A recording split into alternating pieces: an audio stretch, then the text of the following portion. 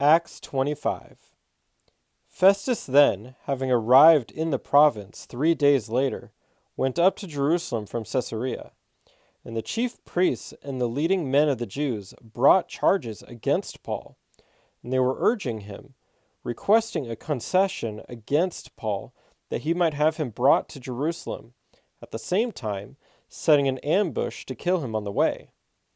Festus then answered that Paul was being kept in custody at Caesarea, and that he himself was about to leave shortly. Therefore he said, "Let the influential men among you go there with me, and if there is anything wrong about the man, let them prosecute him." After he had spent not more than 8 or 10 days among them, he went down to Caesarea, and on the next day he took his seat on the tribunal and ordered Paul to be brought. After Paul arrived, the Jews who had come down from Jerusalem stood around him, bringing many and serious charges against him, which they could not prove.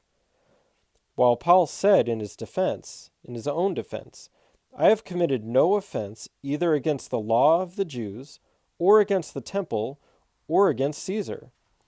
But Festus, wishing to do the Jews a favor, answered Paul and said, "Are you willing to go up to Jerusalem and stand trial before me on these charges?" But Paul said, "I am standing before Caesar's tribunal, where I ought to be tried. I have done no wrong to the Jews, as you also very well know.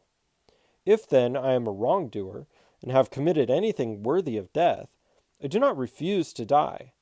But if none of these things is true of which these men accuse me, no one can hand me over to them. I appeal to Caesar."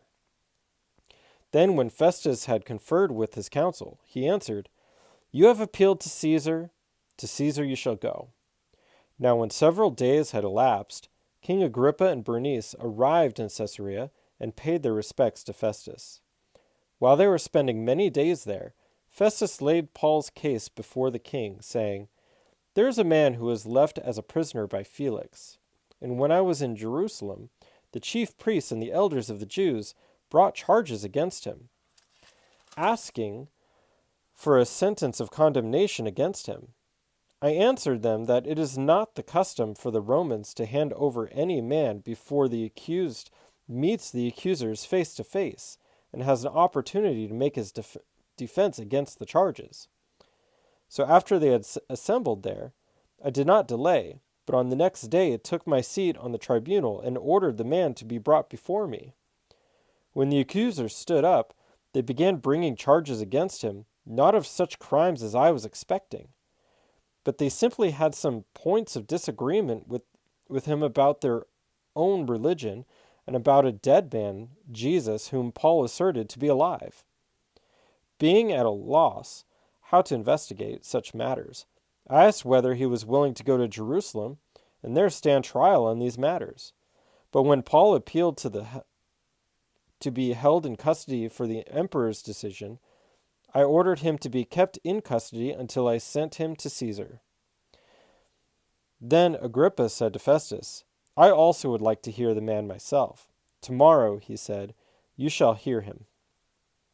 So on the next day, when Agrippa came, together with Bernice, amid a great pomp, and entered the auditorium accompanied by the commanders and the prominent men of the city, at the command of Festus, Paul was brought in. Festus said, "King Agrippa, and all you gentlemen here present with us, you see this man about whom all the people and the Jews appealed to me, both at Jerusalem and here, loudly declaring that he ought not to live any longer.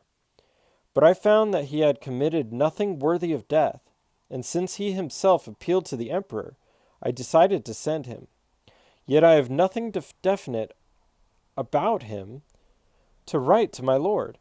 Therefore I have brought him before you all, and especially before you, King Agrippa, so that after the investigation has taken place, I may have something to write. For it seems absurd to me to sending a prisoner not to indicate also the charges against him."